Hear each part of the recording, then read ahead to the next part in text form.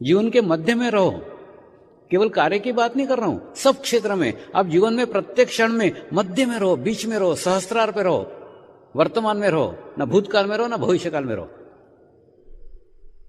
अगर ऐसे बीच में रहना आप सीख गए तो आप देखो आपके जीवन के सारे टेंशन ही समाप्त हो जाएंगे। सारे टेंशन काहे के, सारे तनाव काहे के, ये होना ही चाहिए तनाव, ये नहीं होना चाहिए तनाव। अगर तुम बीच में हो, होगा तो भी ठीक है, नहीं होगा तो ठीक है, सारा टेंशन ही खत्म हो गया, सारा तनाव ही खत्म हो गया। कई तनाव कई टेंशन हमने ही निर्माण किए हुए हैं कोने पकड़ करके। तो कोना पकड़ने की आदत छोड़ दो, बीच में आओ, मध्य में आओ। और मध्य में आओगे तो कभी कोई तकलीफ नहीं होगी, कभी कोई परेशानी नहीं होगी, होगा तो भी ठीक, नहीं होगा तो भी ठीक। कई बार साधक चिट्ठियां भेजते हैं, प्रार्थना धाम में लिखाते हैं, गिड़गिड़ाते हैं, स्वामी जी ये मेरे को मिलना ही चाहिए, ये मेरे को मिलना ही चाहिए, बार बार बोलते हैं, मेरे लिए प्रार्थना करो, ये मेरे को मिलना ही चाहिए। और मेरी स्थिति तो वो माँ जैसी हो जाती है। फिर जैसे आपने देखा होगा ना, पहले छोटे छोटे पत्थरों के खिलौने आते थे,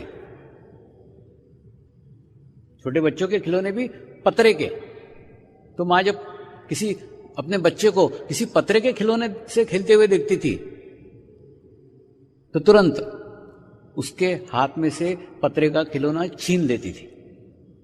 फिर लड़का रोता था, चिल्लाता था, कुछ भी करे तो भी वो पत्रे का खिलौना छीन लेती थी। क्यों छीन लेती थी? माँ को मालूम था कि ये पत्रे के खिलौने से मेरे बच्चे का ओठ कट जाएगा, उसमें से खून निकल सकता है, परेशानी हो सकती है, तकलीफ हो सकती है। ये आगे का सोच करके वो रोता है तो भी उसके मुंह में से खिलौना छीन लेती थी। इसी प्रकार कई बार मुझे भी दिखता है कि ये अगर इसको प्राप्त हो गया, ये अगर हो गया तो इसको नुकसान होगा, इसको तकलीफ होगी। जब ऐसा दिखता है तो मैं भी वो खिलौना छीन लेता हूं ताकि बच्चे का ओठ न कट सके, बच्चे को तकलीफ ना हो सके। इसीलिए मैं कहता हूं पूर्ण समर्पित हो जाओ ना। अपनी इच्छाएं, अपनी आकांक्षाएं उसके साथ बांधो मत, ऐसा ही होना चाहिए, ऐसा कुछ मत करो। आप छोड़ दो, स्वामी जी आपके इच्छा अनुसार हो तो भी ठीक है, नहीं हो तो भी ठीक है, दोनों में खुश, दोनों में प्रसन्न।